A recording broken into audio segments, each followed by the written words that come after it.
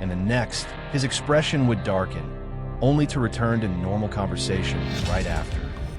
When we learned the root of the situation, we were all scared by it. At that time, Jake had begun to clearly see and hear the voices of spirits. He mentioned that the voice sounded like that of a child, which explained why he often heard the sound of drums. Since the dormitory was a public building, there was no guardian spirit, allowing spirits to come and go freely. Jake concluded with a chilling statement. The child spirit was in this room with us. He could only see a grayish-white outline, occasionally moving around. When the rest of us heard him say that, we felt a chill run down our spines, but none of us dared to distance ourselves from him. Jake had already endured so much in silence, and we felt more sympathy for him. I asked if leaving things as they were was dangerous, as it could seriously harm his nervous system in the long run. Had he thought of a solution? Jake replied that he had a plan. There was a temple in North Carolina called the Ham Long Temple, known for its powerful ability to pacify spirits, and he intended to visit it to resolve his spiritual affinity. Ham Long Temple was famous in spiritual circles.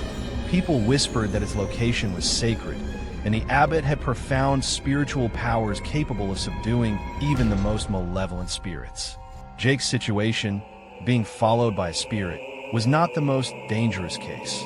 There were worse cases, such as Trung Tang, where the dead are controlled by malevolent spirits and return to take their living relatives.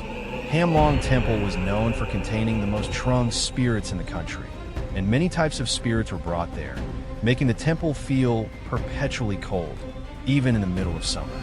If anyone intended to resolve their spiritual issues, I would recommend going to a temple and, if possible, making a thorough trip to Ham Long. Just standing in the temple courtyard, one could feel the abundant spiritual energy flowing through, chilling to the bone, making one's knees buckle. Seeking help from shamans usually didn't work. It often resulted in wasted money and increased anxiety. However, for Jake to bring the spirit to the temple, he needed to interact with it, meaning they had to see and communicate with each other. Only then could he accurately identify the spirit following him. If he remained vague, the spirit could easily evade him. For this reason, Jake willingly lived in fear. If we hadn't discovered his situation, he would have continued to keep quiet. Ignorance can be bliss, but once you know, you can't help but worry, especially when trying to sleep at night. After confiding in us, Jake seemed more stable.